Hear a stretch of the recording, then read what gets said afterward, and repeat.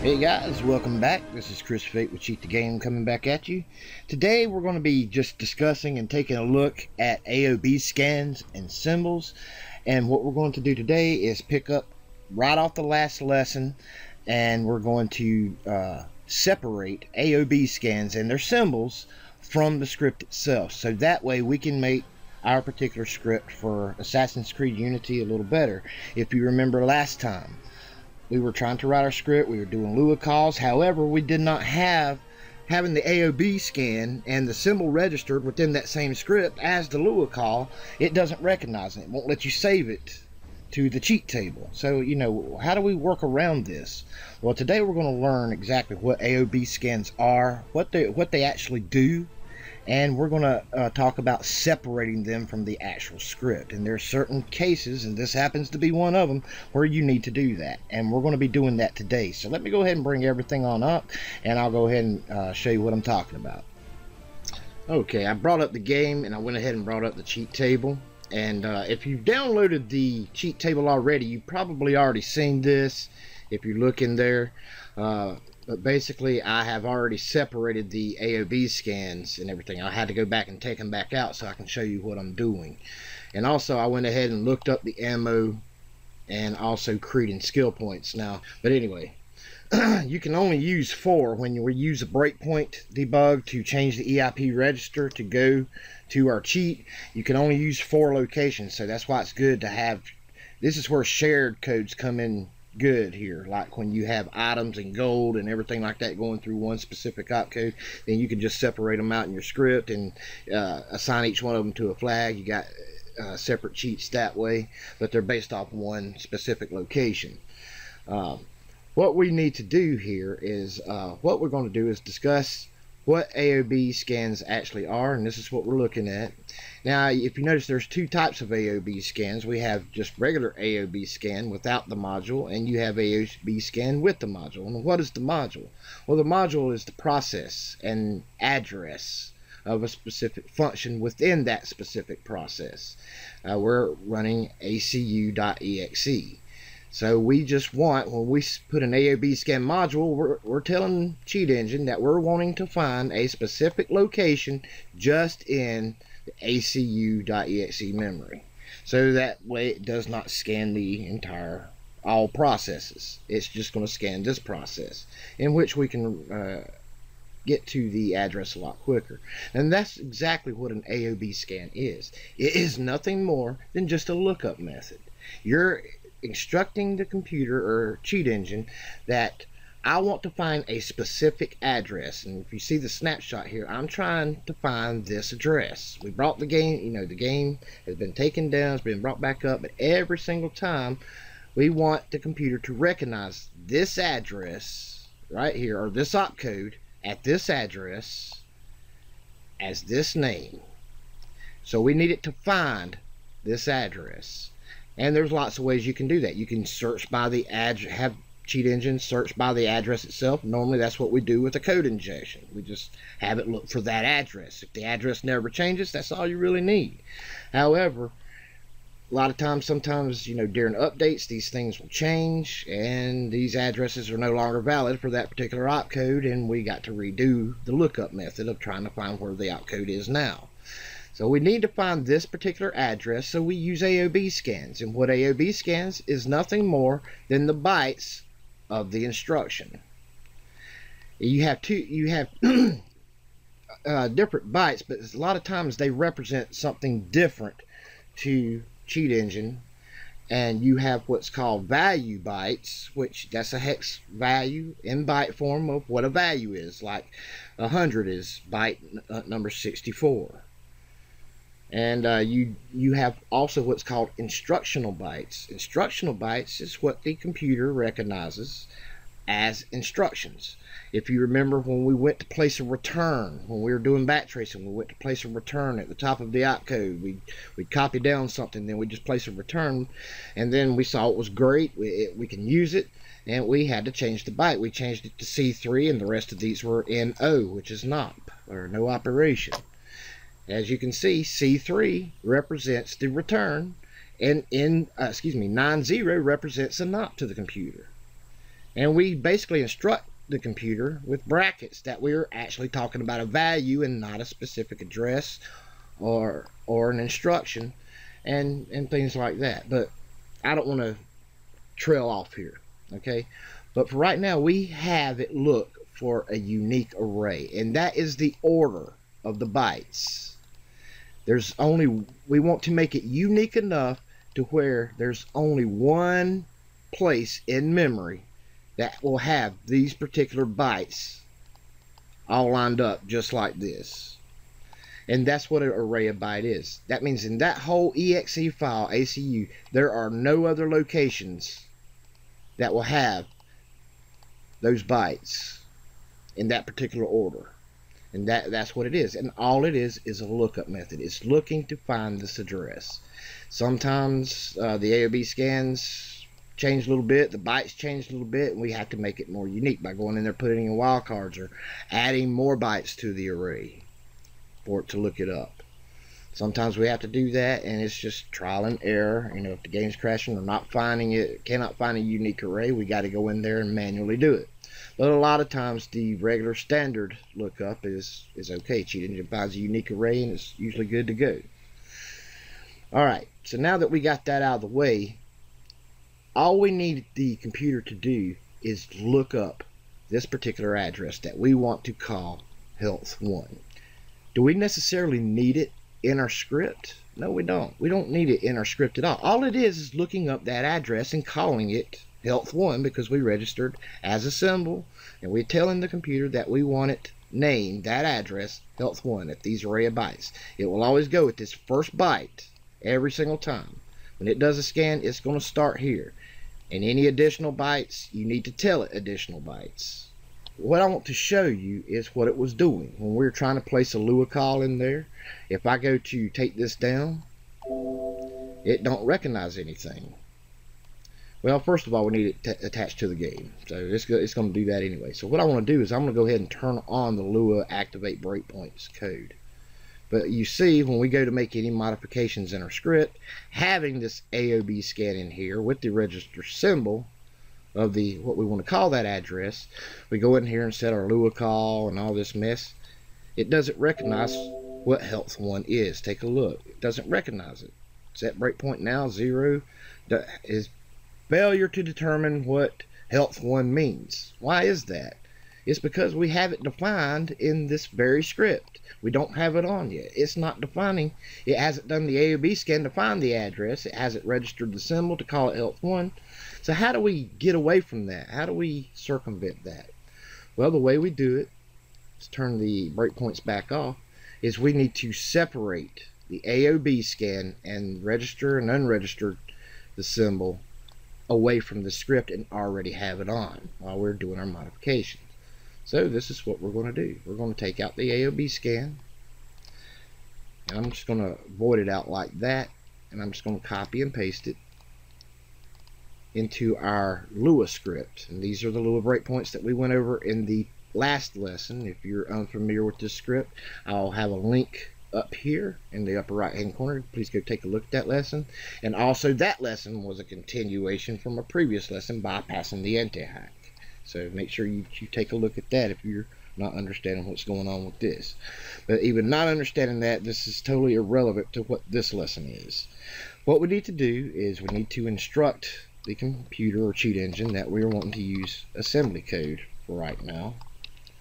So anything under this right here will be in assembly. And all we're going to do is paste in our AOB scan. We also need to paste in our register symbol, and we're going to void it out of this one.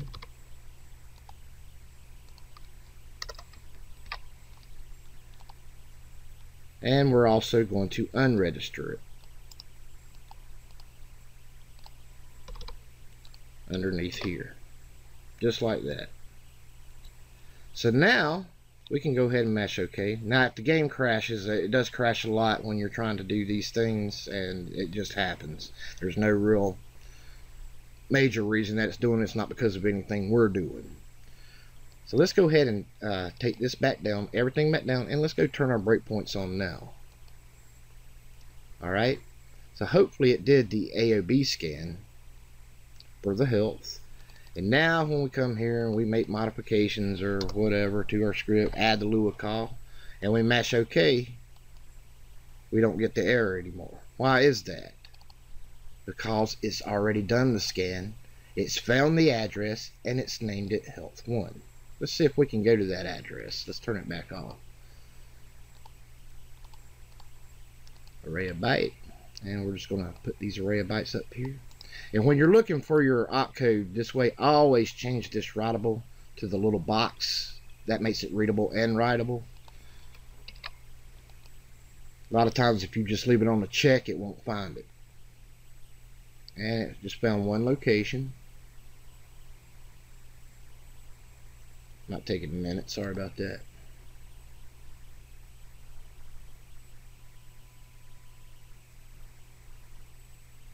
And there we go, here's our location. So let's disassemble this memory region, and that'll take us to that location in memory. And I put this particular health script on a compare. This is my health address, RCX plus 18, and we already went over that. But this right here is the address that we're trying to have Cheat Engine look up. So when I go ahead and mash my Lua that I separated the AOB scan from its normal script, I can go ahead, turn it on, and guess what? It named it Health 1 right here. And when we actually turn our regular script on that has the Lua call in it, it's going to call set breakpoint now. It will set the breakpoint and jump to our cheat. So let's do that.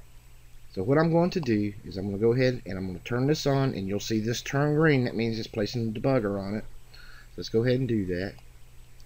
Oop, turn red. I'm sorry. Well, it turned green when we highlight it. Okay. And it's placed the debugger on it. And now our cheat's good to go. And we do this for every single one of these. And I'm not going to do it for every single one. I just wanted to explain what this is. So now, when we go to the game, remember we have our health set to a hotkey, so we'll actually have to wait. So, and as you see, it found the health address already because I have it set in the script to find the health address. And the cheat's working. And we do not have that AOB scan in the actual script itself anymore. So when you run into these problems, just note that you can separate the AOB scan or AOB scan module and its symbol that you're calling that address away from the script. And you see that a lot, especially with these big time pro game hackers and stuff. They'll separate the AOB scans, put everything all in one script right there, and just have it jump or call something from the script itself. That way you don't necessarily have to turn the script on for it to find the address. So let's go ahead and bring it up, and we'll turn our infinite health on.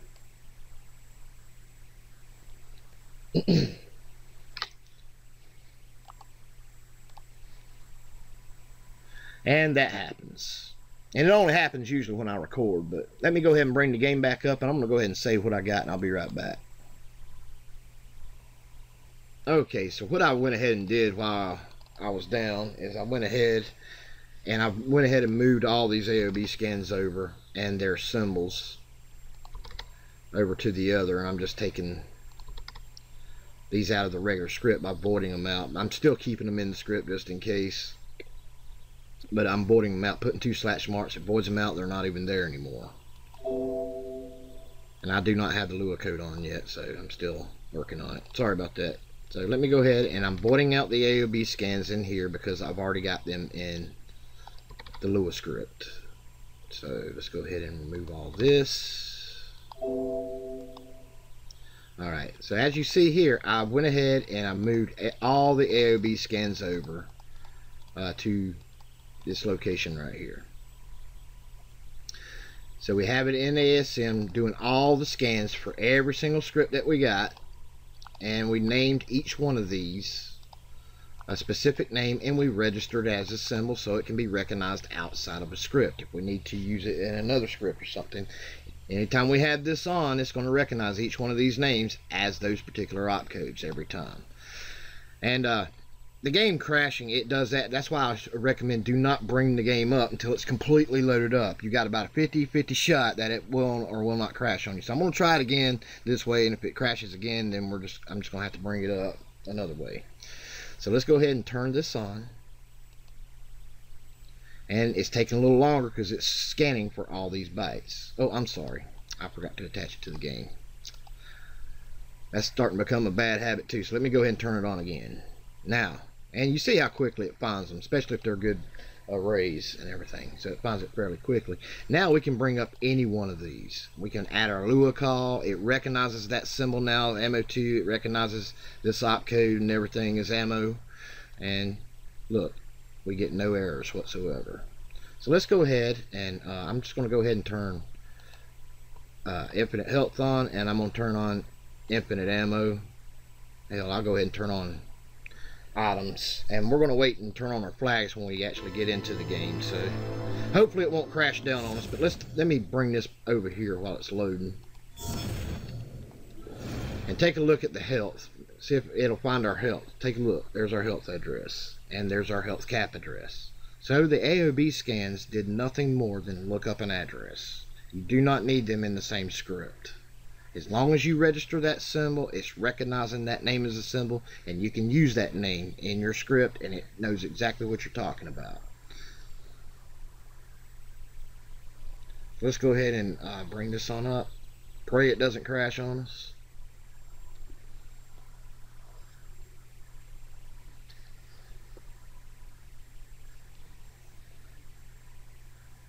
And the reason I keep using Assassin's Creed Unity for this is because even being offline, it is just riddled with integrity checks. They got integrity checks checking the bytes, bringing back a sum of those bytes, and if those bytes don't match, it crashes down on you. But they also got integrity checks checking the integrity checks. So it's real hard to get around, and this is probably the best method to use to bypass it. So I'm going to go ahead and hit the hotkey for our health, and look at our health now. Watch. Boom. Take a look at that.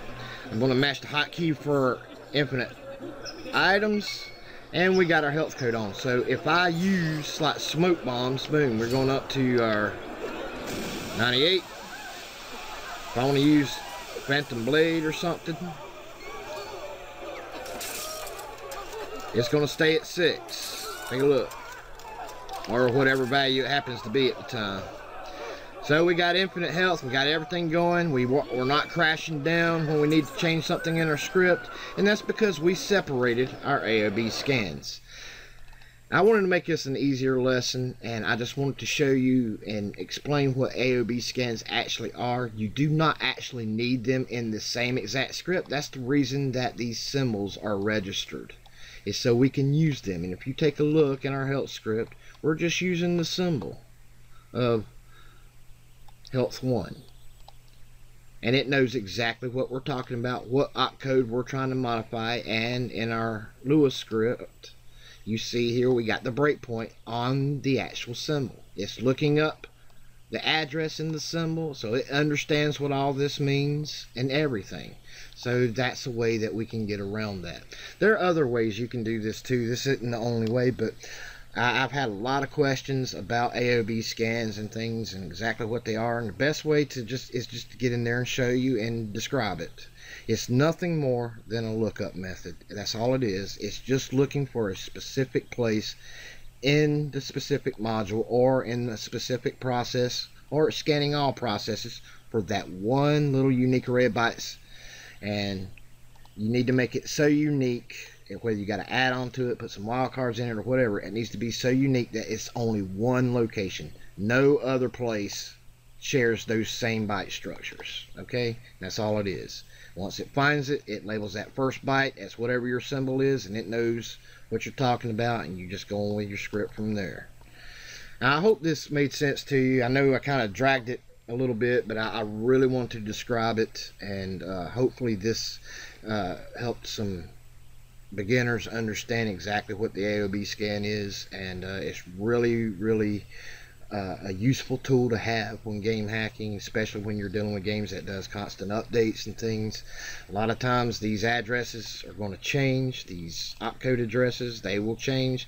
However, usually the array of bytes barely changed. You might have to go in there and add a couple of wild cards and make them a little longer, but usually it will still find these bytes if it updates. So, because usually the instructions will stay the same in most cases. Not all cases, but most cases.